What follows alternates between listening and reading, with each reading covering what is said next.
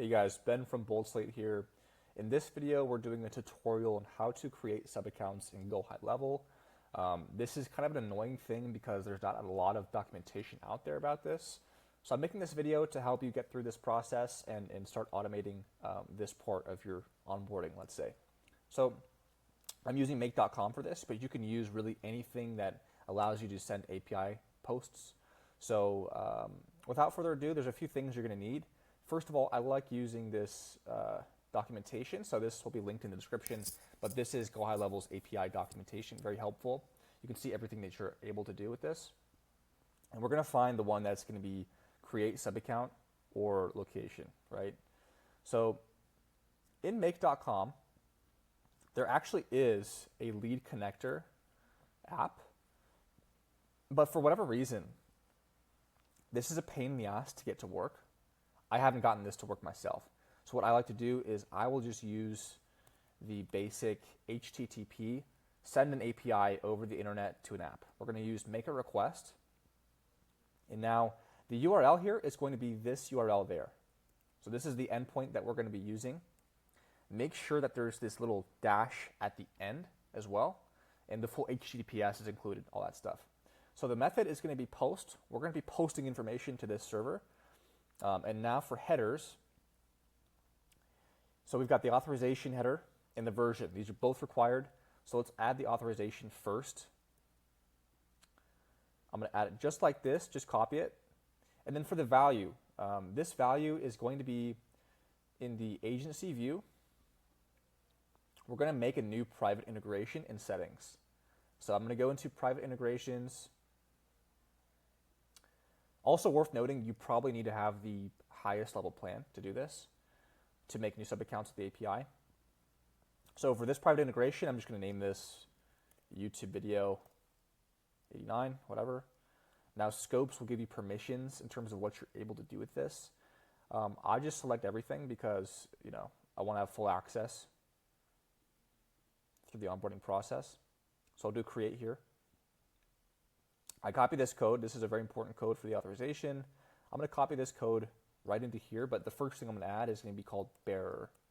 So just that, capital B, space, paste. So that's the authorization. I'll close this out. Now we'll do header number 2. This will be called version. Version. So version right there. And then the date right here. We just copy this date exactly as it is. No need to complicate things there. Cool, so that should be the headers completed. The next thing we'll do is the body. I'll just do raw. Content type, we'll just do JSON. And now I'm going to be adding in the parameters I want to actually use for the account. So the things that we have to have are going to be the name of the account, that will name the new account, and the company or agency ID. Those are the only things you have to have. Now everything else you can add. So if you're doing a really lengthy onboarding, you want to include all these details of the company. You can add as much stuff as you want to. For this video, I'm going to be using a very simple, just the things that we need to add. So you see this example right here, this body.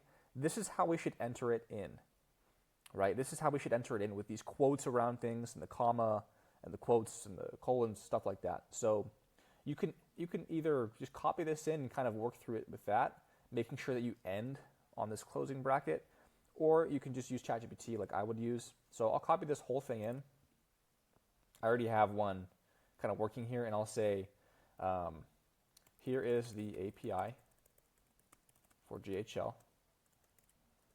I want to add field for company name, or I'm sorry, let's do location name, and let's just say the agency ID, and that is all. So it'll take the whole thing in, and this makes it easier for when you want to add more stuff in later on, whatever. So it's giving me, I just need this stuff right here, so don't complicate it. I just need this stuff. And it might give you spaces at the bottom here. We don't want those spaces at the bottom, so I'm going to copy from here and copy this in. So I'll do this in the request content. the name. So I can choose to use a dynamic variable. So let's say I have a spreadsheet or a form that's a previous step. That's where I would include the value, that custom value, let's say, from the previous step right into here. I'd paste it into these quotes. But for this example, let's just do YouTube 89, whatever. Now for this company ID is also a pain in the ass because you have to go and ask support for this. There's no other way to get this agency ID. So we're getting an agency ID. It's not accessible to you because you're just a peasant. You have to go to chat and you have to ask for the agency ID. What is my agency ID? Take that ID and don't show anyone that ID, but copy that ID right into here. You have to have this, right? So this is the one that they give you in the example. I'm going to use this one, and then I'm going to go back in and edit and put in my real one. I'll show you that this works. So we have everything done. I'll just put on parse content usually. I don't know if this really has an effect, but I just keep it on yes. I'm going to make sure also that there's no like spaces below this or spaces above this. The URL has the dash at the end, and everything else should be good. The headers, I'm making sure I have the version in there. I have the bearer space and then the actual private integration code. And everything should be good here. So I'll do OK. I'm going to pause the video, go in and change my agency ID to what it actually is, what I was given from support. All right, so I changed that out. Now, as you can see, I have no sub-accounts called YouTube 89. I've done a few other failed videos on this already, but let's go ahead and test it out. And when we complete this, we should get a sub-account called YouTube 89. So let's try it out. I'll run this module. Green, that's great. So that's great. I'm trying not to show my company ID, but it's fine. I can just blur it out. So let's go back in and check and see if it came back in. So let's refresh the page. Now that should have created a sub-account for us called YouTube 89. So as you can see, there it is. And this is a fully functional sub-account. Perfect, right? That's how you do it. So if you have any questions, you want to get help doing this, I've got a link in the description below. If you want help making this automation for yourself, I can help you out. I also have attached the link to this API documentation, and then also I've included like some basics of this using this API. So hope this video was helpful. I know I surely needed this video when I was first doing this. So if you like content like this, like and subscribe for more super valuable to the point content just like this. Have a great day.